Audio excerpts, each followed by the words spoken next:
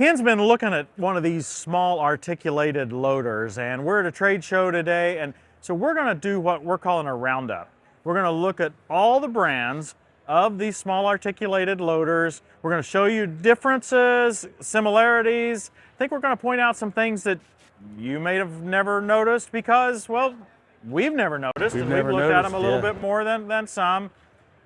Let's get started.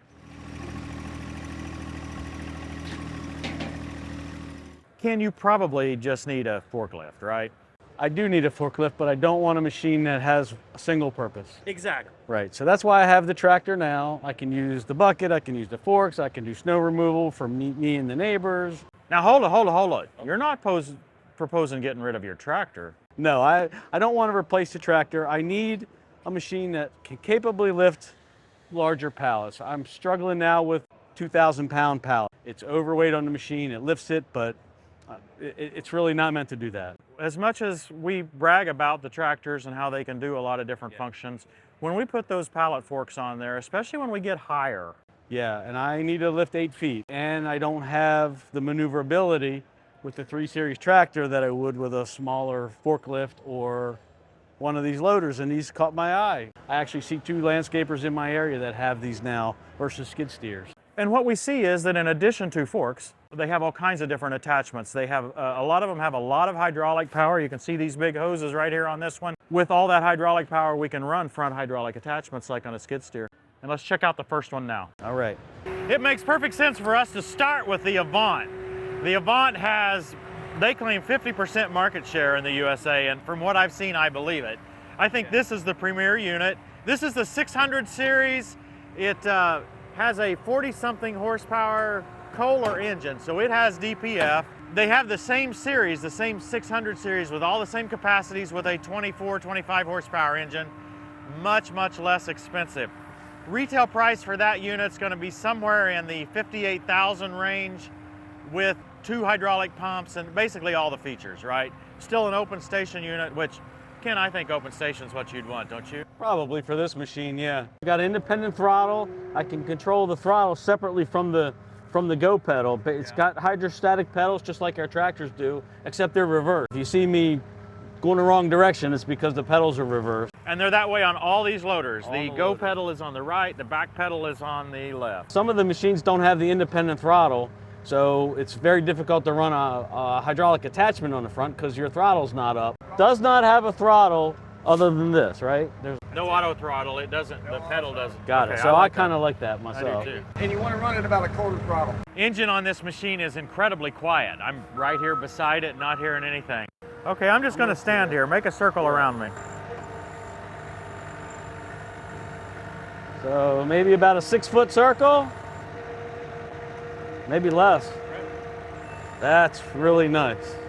Anytime you see a place where you can test a grapple at a facility like this, you'll notice that all the logs are always perfectly round, just the right length. The load is always consistent. Now, the extension and the retraction as well as the grapple function, you can do them 2 different ways on this machine. You can use the electric over hydraulic right up here, right, Ken? Right, which is very jerky because it's just a solenoid valve, but you can also use this pilot control, a lever over there, and operate it very smoothly. If you were placing a load on a shelf or something like that, or loading a truck, you could sneak up on it. The grapple control is the other lever, so you can also do that very slow. I like having both. You've got the quick action up on the handle. That's handy. You don't have to move your hand, but then if you need to feather it. Yeah, and obviously the higher the throttle, the more jerky it's going to be. More jerky that's going to be. So I'm going to try to do some circles with a load now, just to see how it feels. Raise it up a little bit to make it more of a challenge.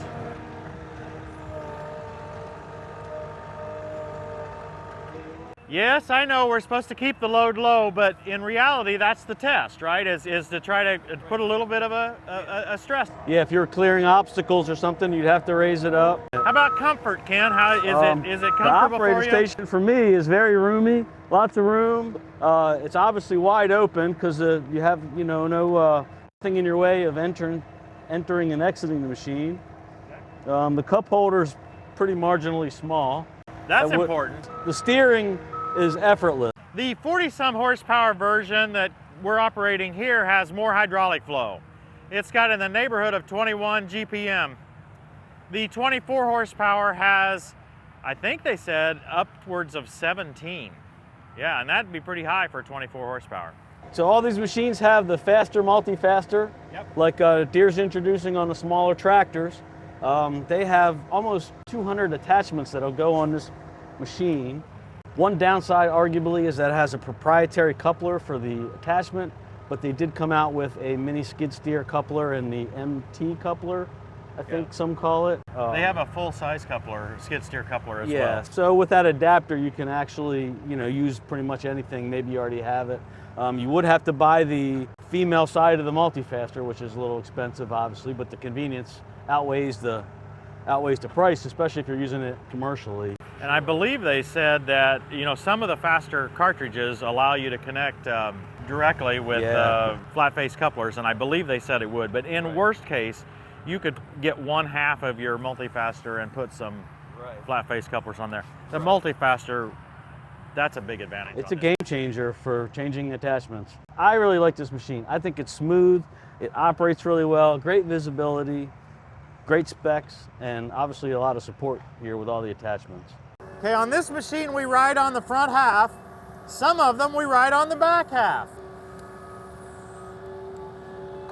Let's see. You might have it. You've got it. You've got it. There you go. It's fast. That lift is supposed to be right around 9 feet. Stability's pretty nice. Of course, those are not heavy loads. They're light logs. Okay, Ken, I really want you to see these things. These are, I think, impressive. This diverter here on it, you can convert between the forks going in and out, right? Okay. Or moving together. So the whole carriage shifts. Ah, I see, yeah. 2 hydraulic connections as well as the electrical connection, which is built into the multi-faster, which is awesome. Ah, so there's the coupler. Hydraulically controlled automatic coupler there from a switch. That's pretty nice. So you can change attachments without getting off. Of course, you need to use the hydraulics or connect the hydraulics. This is a full backhoe attachment. Well, what's interesting about this demonstration is they're running it remotely. The gentleman over there is running it with a remote control. Now Ken's taking a look at the cast loader. We did a full video on the cast loader last year. It's got a lot of advantages. One of them is price, and there's just a couple things different, and that's one of the points we want to point out in the whole series is that these machines are different from each other. It's not like they behave identically at all. Trying to point out some of those as we go. This machine's a 24.5, 25 horse engine so that it does not require DPF. We're going to try to stay in that range in most of our demonstrations here today. Okay, we're going to try an interesting turning radius test here. I guess I need to move over a little bit. I'm on this pile back here. Okay, hit your red button. Did it stop when you got on the pile? I got it. This machine does not have oscillation. No oscillation in this direction. It's listed at $59,995. $60,000 if you order by midnight tonight. Some of these manufacturers brag about them being stiff in the middle, and some brag about them oscillating in the middle. There's a lot of debate on that. There's arguments both ways, and they make good sense. So again, you can see the wheel totally off the ground here, and since it doesn't oscillate, they're claiming better weight distribution, that you're going to have a more stable ride. The challenge, of course, is that you won't move at all. If you try to move right now, you can't move without pushing your foot pedal a little. You'll see a wheel spin, and then he has to push the differential lock to lock that in. Yeah, right there. Okay. The differential lock's right on your thumb. It's easy to hit. There's no worry about that. We have seen on some of the units that oscillate that we feel like your lift capacity is compromised a bit, right? Because the front of your machine feels a bit more tipsy. Whereas this isn't going to feel that way. It would have to tip the whole machine. So we understand both arguments, and both arguments are good. Let the viewer decide. This has great turning radius. I just did the figure eights right here. It is incredible turning Of radius. course, I have a huge load out front, but this machine is smooth as well. I like this machine. The operator area is very nice too, very wide open. Visibility seems pretty good here also. Now, I hope you understand, we're coming at this with pretty much no bias, and because we have no preconceived notions here. Right. I have more than Ken because I looked at these last year, right? I've looked at them for the last year or so, so I kind of have a little bit more preconceived notion. Well, you owned the Bobcat for a little while too. Well, I didn't own it, but I borrowed that Bobcat, so yeah, and so I've had a little more experience. Right. But we have no reason to promote one over the other. That's I guess the best we can say. Now, I think you should actually try the power rake a little bit. I will. Now, I tried the power rake off camera, actually yesterday here, and I found that it worked well, but it was going to take me some practice. You need to tilt down. There you go. Now tilt up. It's just hard to see. Your front wheels are totally off the ground. Oh. So what I found a challenge is to keep the rotor at the right height to do the job. It's aggressive. I think I would figure that out with practice, and I actually think you have a lot of control. So here's a question that I didn't ask anybody. Does it have float? Can you float the loader? 13 gallons per minute to the implement, 2 pumps, always on, an 8cc pump and another 8cc pump. It'll rip and tear with that power rake, no question. This machine's got a standard mini skid steer connection on it, so it's going to connect to any mini skid steer attachment. Looks like it does have a K-strain. Yeah, that's probably going to be standard in all these class machines.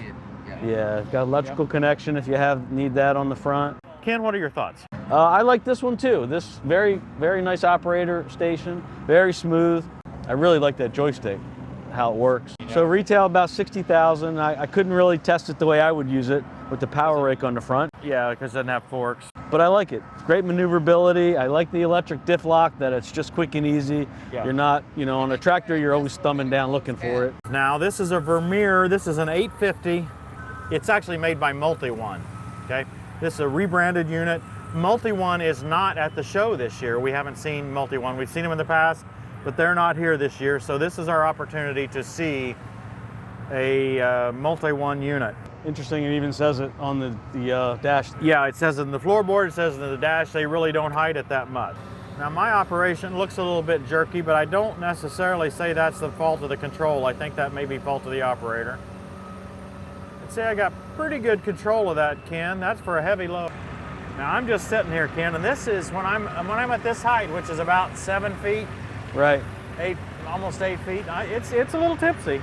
It's a lot of sidewall flex in the tires, so some air pressure might help with that.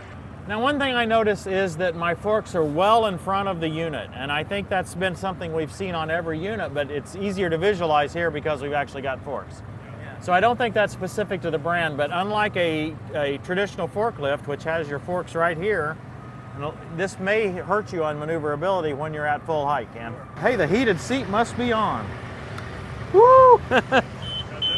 Cooking your buns, huh? We're riding on the front half of the unit on this one. Okay, I'm intentionally kind of going back and forth.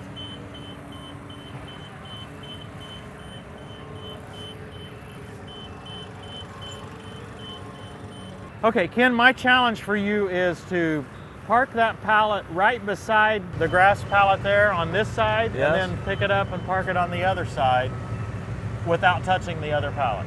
My point is that an articulated loader takes some practice.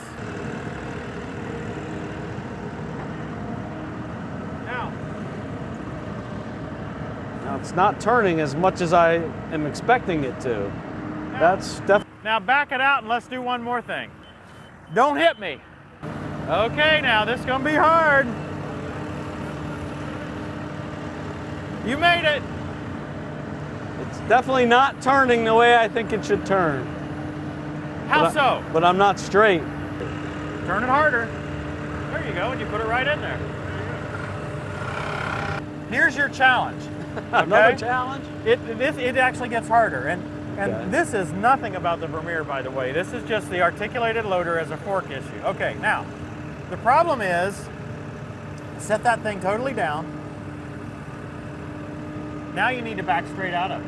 Now, realize where your machine is. Look, Yeah. Look oh, at I'm the back a half of your terrible machine. angle, yeah. Yeah, so see, you cannot back out of that like that.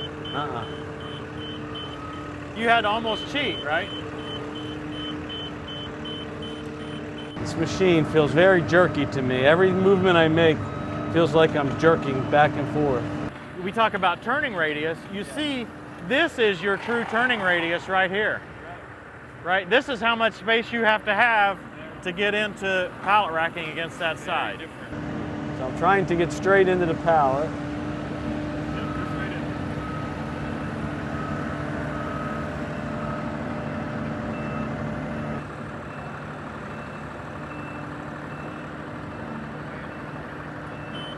Darn back. See, that's what's weird is that thing, just the way it's articulating, the Yes, load's but it going turns the other way. It turns the direction of your... I get it. Now wait, don't back any further. Now you're gonna have to turn hard now, see? Yeah. I think this is the most informative test we've had of the concept, right? It's not of this particular unit, but it's the best setup so that's kudos to you guys at Vermeer. It's a great setup for you to see whether this concept is even going to work for you. Yeah, it's very different than the other machines that I've driven. So this is a Giant, Ken. It's right on the rear, right? This machine, to my knowledge, does not have an independent throttle. So it would be very difficult to use some of the hydraulic attachments on it. So when you throttle up, you have to have the brake all the way down. And then if you wanted to try to go slowly with an attachment, you let up on the brake. Now they have a feature called Pro Inching, which slows that down somehow, so you can go slower, but it's still, you have to have that pedal down somehow, and I find this probably the most awkward part of the machine. Contrasting, this one does allow oscillation. Yes, I see that. And you can lock it out too. So you can have the oscillation on, or you can drop a pin in to disable it. Right. If you prefer. So this is the one with the shuttle. Shuttle on there. Right. You go backwards here. So you, instead of the twin touch pedals, you have a shuttle thumb switch for forward and the back. pedal on the right hand here just works as a accelerator pedal. Right. Oh, I'm in neutral. So sort of like a shuttle tractor, except it's not on the not on the steering column. It's fairly comfortable to me. Usually with my longer legs, I'm not very comfortable, but I am with this one. Interesting operator presence here. It is different riding on the back. It is different. The clamper is working. You can control that with the lever as well, like the other machine. It throttles up automatically, just like an auto throttle on a tractor.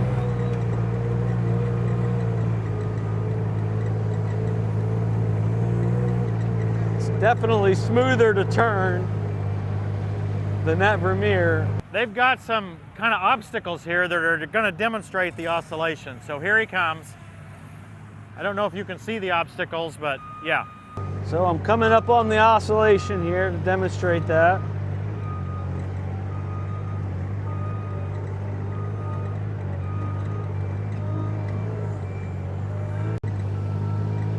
Definitely very maneuverable. I really like this, how maneuverable this one is.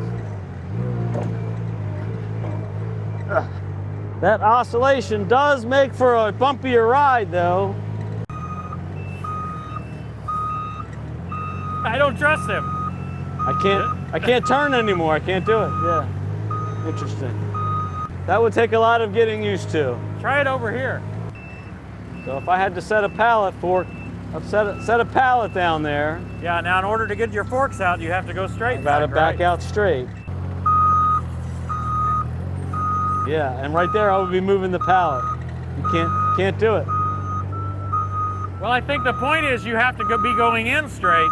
I absolutely do think that having that throttle linked to that pedal is a negative on this machine. Okay. I don't care that you have to work the brake at the same time to do some maneuvers. It's not, to me, that's not a true hydrostatic machine.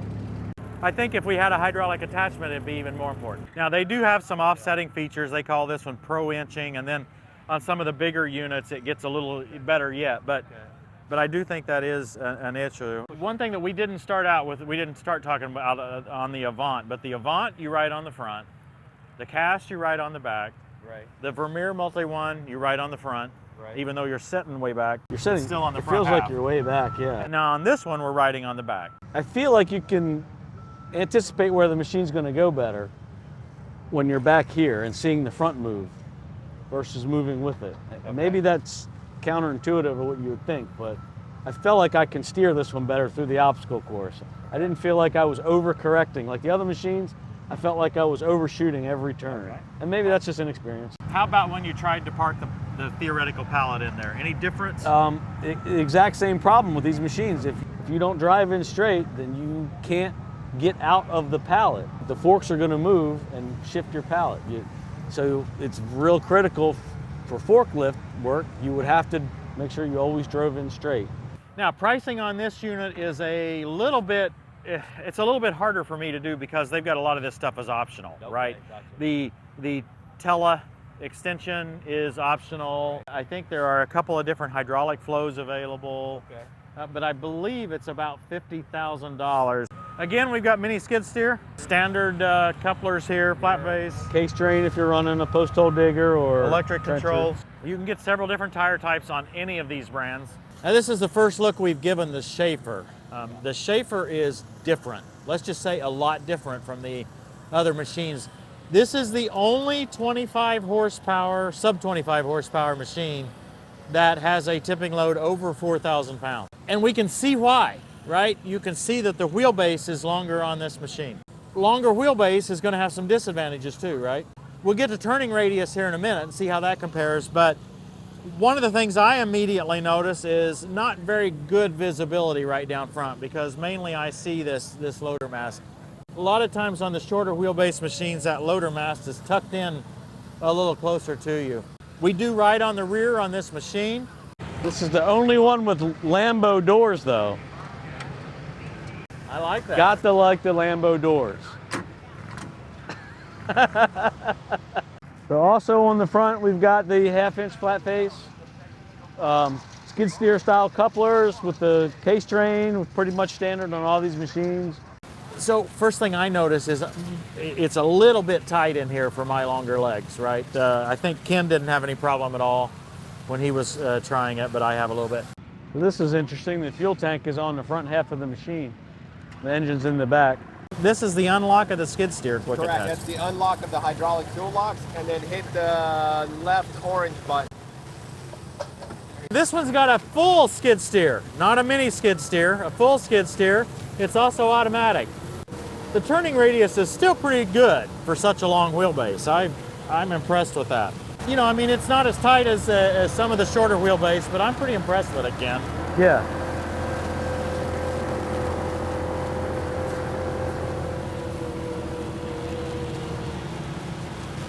Maybe 7 feet. So I have a cruise control type feature. I've got the pedal all the way down so that the throttle is all the way up, and I'm able to go at this speed with this little knob here. So it controls my speed, see? So if I were wanting to run a trencher, I could do that pretty well. I could see controlling the max speed. That's a nice feature. That's an interesting compromise. This machine does oscillate 4 or 5 degrees, I believe you said, which is even more important on this machine because of the longer wheelbase. If this machine didn't oscillate with that longer wheelbase, you'd get really hung up sometime. You're trying to be speed racer. Yes. It's all about speed. That's sensitive. I'm holding the pedal all the way down pretty much. That's as fast as it'll go. Retail price on this one is $62,500. This got a lot more capacity than anything else we've ever driven. More than twice, I think, at the sacrifice of the longer wheelbase. But it's still very maneuverable. And I like the full skid steer coupler, so finding attachments is a piece of cake. More of those on the market than the mini skid steer stuff. Visibility is a little bit compromised, like you said. I believe you could see the tips of your forks though. So one negative I have of the operator station is a little cramped even Oh, for even me. for you. And my foot kept hitting the strops post here Okay. when, because my foot naturally wants to angle out. So that was kind of in my way. I had to keep my foot more straight. I would prefer a fully independent throttle, but I believe with that combination of that cruise control, I think I could make this work. And the inching pedal, they call it. This isn't really a brake, it's more of a clutch almost. I love the joysticks that they're all using. They're just so comfortable. This one doesn't have any any extendable aspect to the loader. Given that it's a larger machine, it's got sufficient lift for you, very close to 10 feet. Tilt wheel. That helps, but everything is so close already. Which is surprising because it's such a long wheelbase machine. Yeah, it seems like there would be a little more space there. Overall, very nice machine. He's going to lift the load here. It's about 3,700 pounds. The only other machine we've seen an automatic coupler on is the Avant. And of course, it's that proprietary coupler. This one has a fully automatic skid steer quick attach. So that's an interesting question on the Avant. It has the automatic coupler, but when you put that adapter plate on it, is the adapter automatic? It is not. I saw that, and it is a simple adapter. So here's the height of the pallet. You know, it's going to be roughly 8 feet, right? That's what I can reach to, is an 8-foot ceiling. So 8 foot is how high you're going to be able to lift that. It is closer to the front of the machine than some of the other brands. We saw that when you get that full lift height on some of those tele machines, it's way out front, and that's going to require, you know, more space. So maybe that offsets some of the longer wheelbase. I mean, this is a huge load. This is double what Ken needs to operate with. I think we could do that kind of a shake with 2,000 pounds at full height. I think it's more than enough for what you're needing. And according to the tipping load, we should be able to, right? Yeah, you can easily see. Yeah. And some of these tires have a lot of flex in them. That's where we lose all that. Yeah. Under there, is this the drive shaft? Yeah, underneath. Okay. So it's not hydraulically driven, the front wheels. You know what, Ken? We have found an American-made. We have Articulated loader. almost all American made, which is very cool. Yeah. Yeah, still use the Kubota engine, 24.8 horsepower. It's the 1105. The wheel motors aren't made in the US and some of the hydraulic components, but all the steel, all the fabrication, all the welding, all done here in the US. Look how heavy it is. Yeah, 1/4-inch plate steel for the front. So wow, that's I mean, it's 1/2 inch up here. It's built heavy. Over 3,000 pounds of weight, and that's without the counterweights. The lift height is about 84 inches, so maybe a little bit less than some of the others that we've seen. and lift capacity is comfortably 1,200 pounds. A mini skid steer, standardized coupler, 1/2-inch flat face couplers. 12 gallons per minute. 12 gallons a minute. That's pretty respectable for a machine this size. I believe this is turned as far as it goes. Now we're inside the show now. We can't drive it around. Right. Only on the outdoor booths can we drive them around. We're not certain, but I believe it's turned as far as it goes. But I would expect a turning radius very similar to what we've seen outside. Yeah, about 6 or 7 feet. The layout of the controls looks simple, easy to handle, right? Yeah, you have the shuttle for forward and reverse on the joystick. The other switch is for the third function. Got a fuel gauge, a temperature gauge, an hour meter, all analog, very simple to read, which I actually like better. The ones outside had the digital displays, but you couldn't read them. If you want to find out more information on this particular American-made articulated loader, go to richway.com. Definitely worth a look. This is what we consider a new entry into the small articulated loader market. Now, I guess it's been around for 5 years, but it's its first time at any of the trade shows, so it's the first time I've seen it. This is Intrepid. They have 3 different sizes. They have a 2,000 pound, a 3,000 pound, and a 4,000 pound. We're standing in front of the 4,000 pound. The 130, that's in kilos, right? That would be 1,300 kilograms. Ken, what'd you think of this unit? This unit operates really nice. The hydraulics on it are, I think, better than anything else. Best we've seen. The precise control of the joystick, and you can move that boom just a 1/4 inch if you need to, without trying. I mean, it's effortless. Just absolutely smooth. The drivability was real nice. The turning radius was real nice. The lift height was about, 10 feet or so. That was really nice. Yeah, it was a very comfortable machine to operate. These 3 machines all have 23 to 25 horsepower Kubota engines. The small one has the 1105, the next one has the 1305. This one has a 1505 Kubota engine at 25 horsepower, so it's going to have a lot of torque because it's the biggest block I think that Kubota has at 25 horsepower. No DPF. This unit is pretty impressive. This is different than some of the others in that you buy direct. Miniloaders.com, you buy them direct. Right. They do all of the parts, they overnight parts to you from there. It's made in Belgium. It's made less than an hour away from the giant loader, which is made in the Netherlands. Yeah, that's funny. Yeah, so Belgium and the Netherlands are next to each other. It reminds you a lot of the giant loader, but it has improved some of the operator quirks that... Yeah, it's definitely a little bit more refined. The implement hydraulics are about 11 gallons per minute here, and about 7.5 on the other two machines over there. So, you know, they're fine for any clamping force. We have some attachments that can operate at that range. So it's, you know, it's going to be on the border for operating like a power rake. Right. So one thing this has what they call an MT skid steer coupler, which is about 6 to 8 inches shorter than the full size. It's narrower, but it's the same height. He said a lot of attachments will still hook up to it because they have the extra holes in the bottom or the slot in the bottom for the pins to engage. It does have a hydraulic attached, so you don't have to get out of the seat. And they do have a mini skid steer coupler available for it, but that's not hydraulically operated. So overall, this machine was very impressive to drive. It's got the throttle override, so you can run it like with the auto throttle, or you can override if you need to. Very smooth clutch and brake operation. Comfortable operator station. Tim had no problem sitting in it. Like the Avant, this one has 4 separate hydraulic motors, one driving each wheel. We only began to learn the value of that feature as we drove each of these units. We think that's something you should look for. You won't be able to drive one, I don't think, because there's no dealers for them as far as I know. So because of that, purchasing direct, actually, these are a little bit cheaper, I think, for the same machine than some of the others. The smallest one is 38.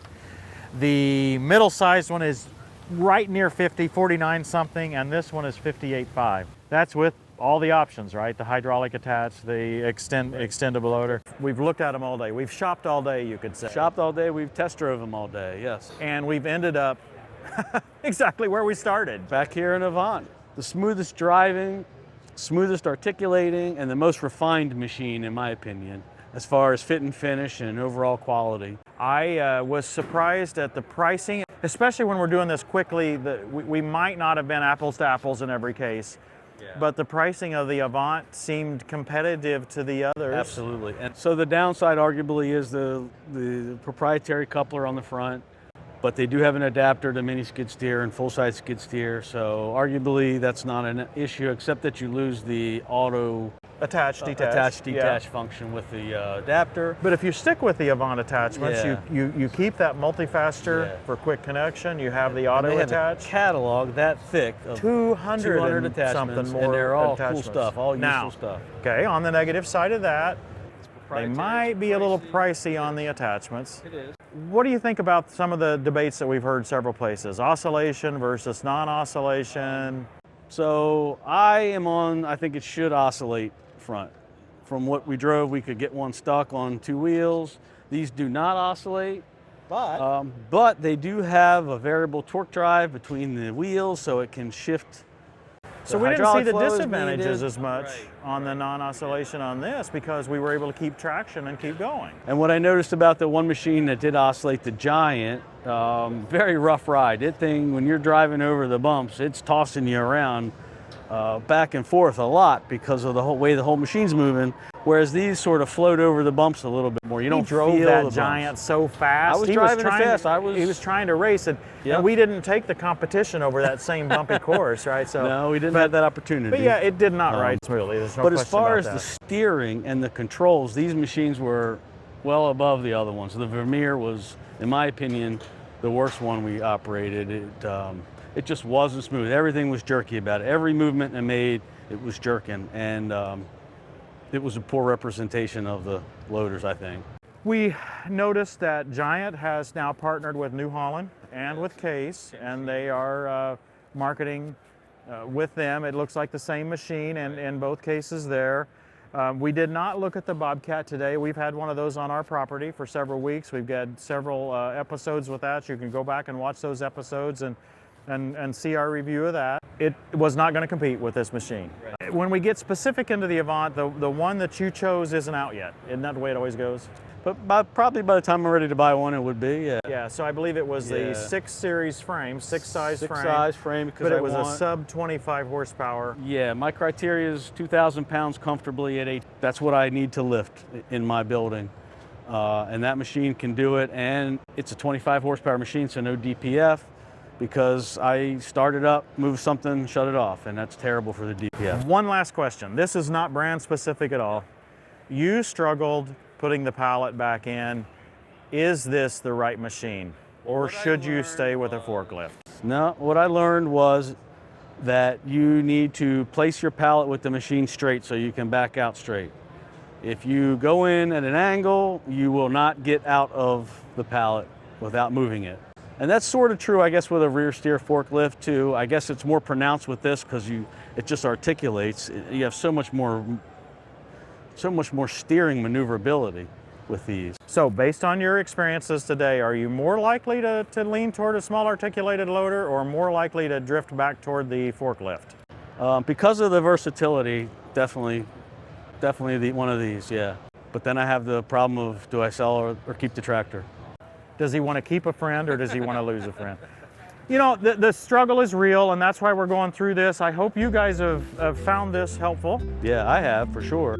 It's been informative to me. If it hasn't to you, it's Christy's fault because it's an editing issue. Always. Yeah. Thanks for watching, everybody. We'll see you next time on Tractor Time with Tim. For I consider that the sufferings of this present time are not worthy to be compared with the glory that is to be revealed to us. My phone was ringing, I just double-clicked it. Since my phone still ain't ringing, I assume it still ain't you.